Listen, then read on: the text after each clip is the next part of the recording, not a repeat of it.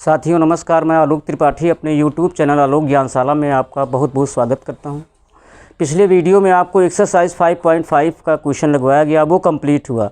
आज नई प्रश्नावली पढ़ाई जाएगी 5.6, जो कि एक स्पेशल टॉपिक है। वो एक्सरसाइज 5.6 ये है प्राचलिक समीकरण। प्राचलिक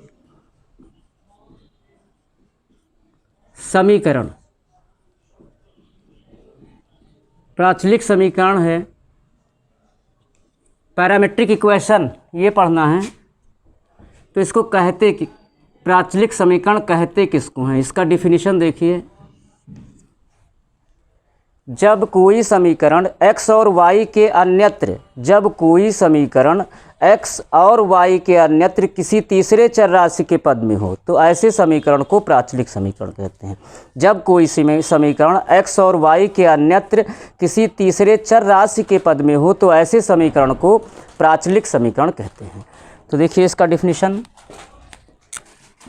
जब कोई समीकरण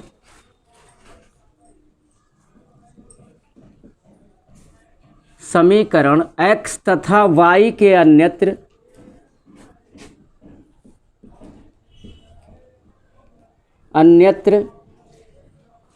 किसी तीसरे चर राशि के पद में हो, किसी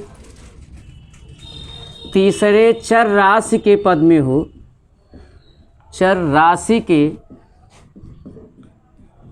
के भी पद में हो, तो ऐसे समीकरणों को प्राचलिक समीकरण कहते हैं। प्राचलिक समीकरण कहते हैं। और प्राचलिक समीकरणों का ही अवकलन पढ़ना है। तो प्राचलिक समीकरण देखिए क्या है। जब कोई समीकरण x और y के अन्यत्र किसी तीसरे चर राशि के भी पद में हो, तो ऐसे समीकरणों को प्राचलिक समीकरण कहते हैं। एग्जाम्पल देखिए इसका। एग्जाम्पल है जैसे x = a cos थीटा, और इक्वेशन फर्स्ट हो गया, and y = b sin theta, equation second हो गया। अब इन दोनों समीकरणों को ध्यान से देखिए।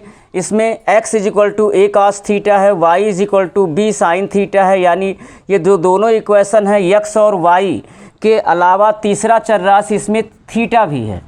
तो ऐसे क्वेश्चंस में आपको ऐसे प्राचलिक समीकरणों के क्वेश्चन में आपसे मोस्टली अवकलन के रिस्पेक्ट में पूछा जाएगा dy/dx ज्ञात कीजिए सारे समीकरणों में, या आपको दे दिया जाएगा x = समथिंग, y = समथिंग, तो सिद्ध कीजिए dy/dx बराबर।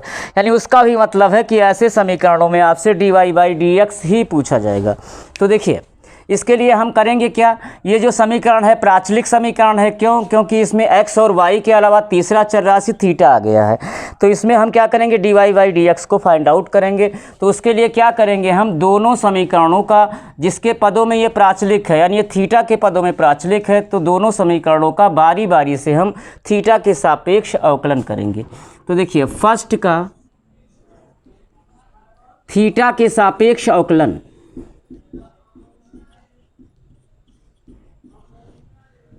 तो x का थीटा के सापेक्ष अवकलन हो जाएगा dx/d थीटा = a फलन का गुणांक है a × d/d theta cos theta. तो ये हो जाएगा a × cos थीटा का अवकलन हो जाएगा माइनस साइन थीटा, थीटा के सापेक्ष cos थीटा का अवकलन क्या हो जाएगा, माइनस साइन थीटा, यानी ये हुआ -a sin थीटा। अब देखिए ये dx/d थीटा की वैल्यू आ गई।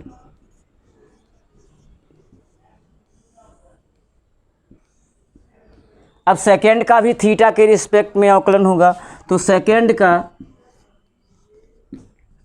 थीटा के सापेक्ष अवकलन, थीटा के सापेक्ष अवकलन,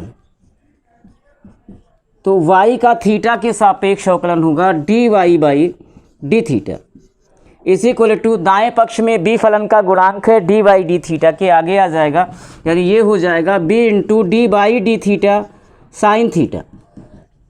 अब ये हुआ b इंटू साइन थीटा का अवकलन होगा थीटा के सापेक्ष कास थीटा, तो dy बाई डी थीटा की भी वैल्यू आ गई b कास थीटा।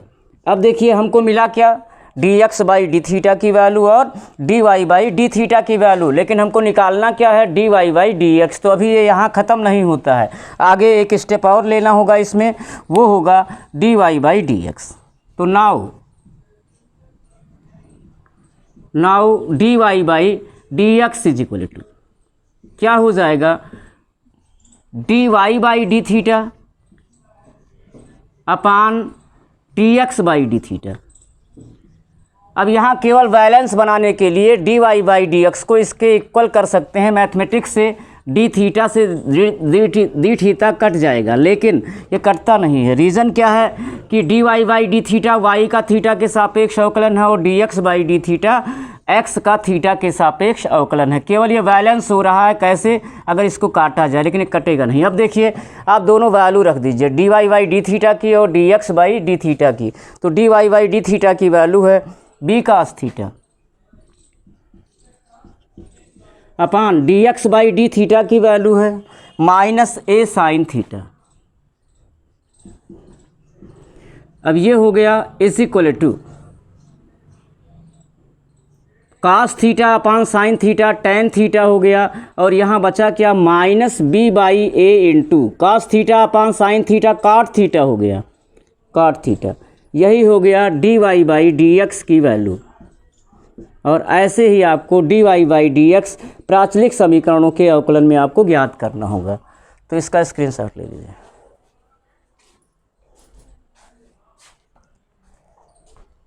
हाँ, अब देखिए एक्सरसाइज,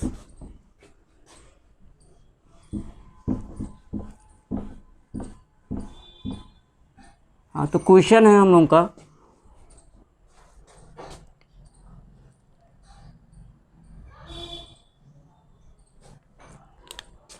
एक से 10 तक के प्रश्नों में, 1 से 10 तक के प्रश्नों में dy बाई dx ज्ञात कीजिए।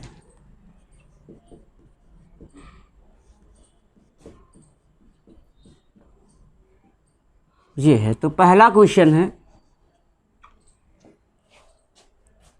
इक्वेशन दिया है x बराबर 80 स्क्वायर और y is equal to 80 to the power 4।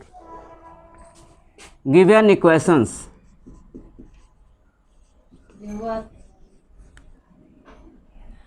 हाँ इक्वेशन है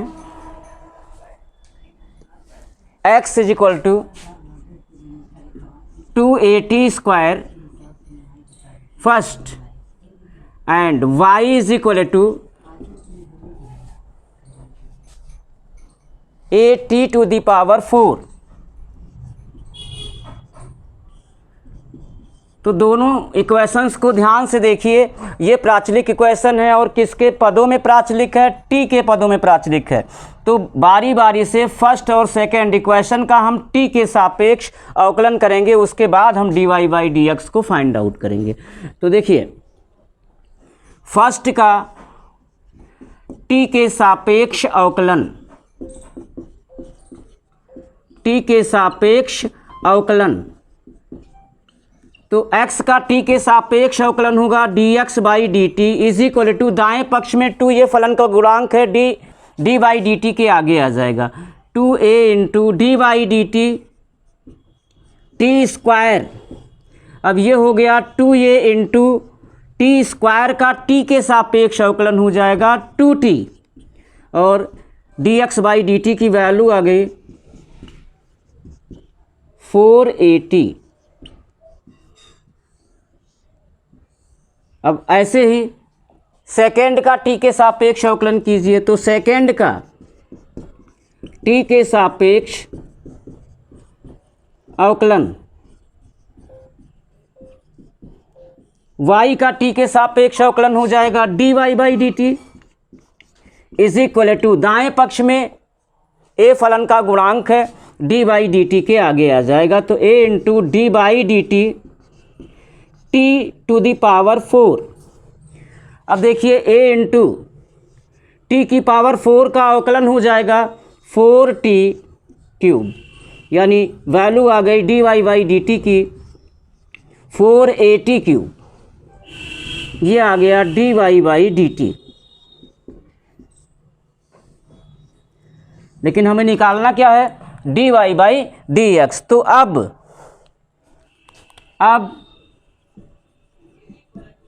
D Y by D x is equal to d Y by D T upon D x by D t. अब आपको पहले बताया गया है कि डी टी नहीं कट सकता है, लेकिन बैलेंस के लिए आप ये सोच सकते हो कि कट के ये d Y by D x से इक्वल हुआ। रीज़न भी बताया था, d Y by D t का मतलब वाई का टी के सापेक्ष अवकलन और d x by D t का मतलब हुआ एक्स का टी के सापेक्ष अवकलन। अब वैल्यूज़ रख दीजिए, d Y by D T की वैल्यू है 480 cube upon D x by D T की वैल्यू है 480। 4 से 4 कैंसिल हुआ और टी क्यूब में टी से डिवाइड करेंगे तो उसका एक घात कम हो जाएगा, यानी आ जाएगा टी स्क्वायर। यही आ गया d Y by D x. That's answer. इसका स्क्रीनशॉट लेते हैं।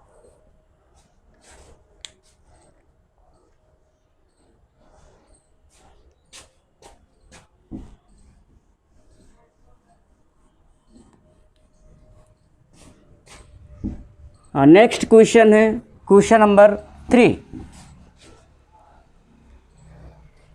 है, दिए गए समीकरण,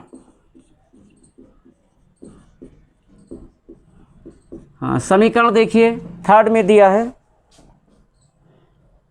x is equal to sine t, x is equal to sine t equation first and y is equal to cos 2t। तो देखते ही हमको जानना होगा कि ये प्राचलिक समीकरण है और किसके पदों में है, स्पष्ट है ये t के पदों में है। तो हम दोनों समीकरणों का बारी बारी से t के सापेक्ष अवकलन करेंगे। तो पहले फर्स्ट का t के सापेक्ष अवकलन,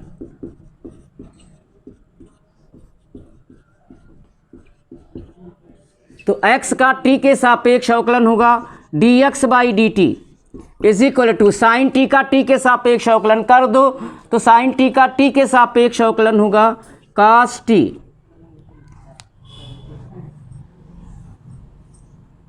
अब सेकेंड का t के सापेक्ष अवकलन, सेकेंड का t के सापेक्ष अवकलन,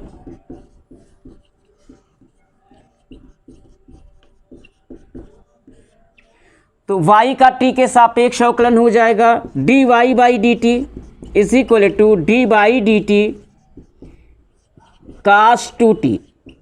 अब यहाँ श्रृंखला लगेगा क्योंकि ये cot t नहीं है 2t है, तो 2t को t सपोज कीजिए। पढ़िए cos t जिसका अवकलन होगा माइनस साइन t, लेकिन लिखेंगे माइनस साइन 2t।